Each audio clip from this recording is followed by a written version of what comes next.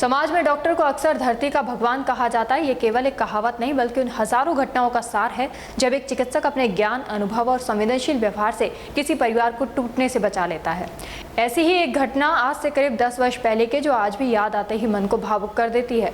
10 वर्ष पूर्व लुधियाना शहर से एक फैक्ट्री मजदूर ने घबराई हुई आवाज में अलवर शहर के एक परिचित अधेड़ पत्रकार को फोन किया।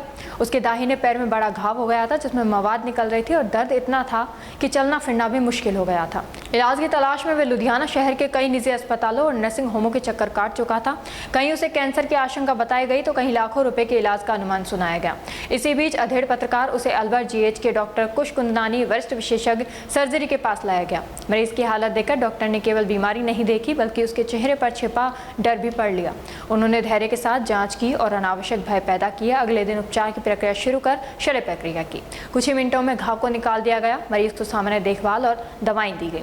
डॉक्टर का व्यवहार ऐसा था कि ऑपरेशन के बाद मरीज के चेहरे पर पहली बार राहत दिखाई दी।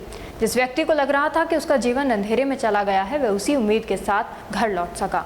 दिलचस्प बात यह है कि आज भी वह व्यक्ति कभी कभी फोन कर डॉक्टर कुश कुंदनानी वरिष्ठ विशेषज्ञ सर्जरी और उस अधेड़ पत्रकार का आभार व्यक्त करता है।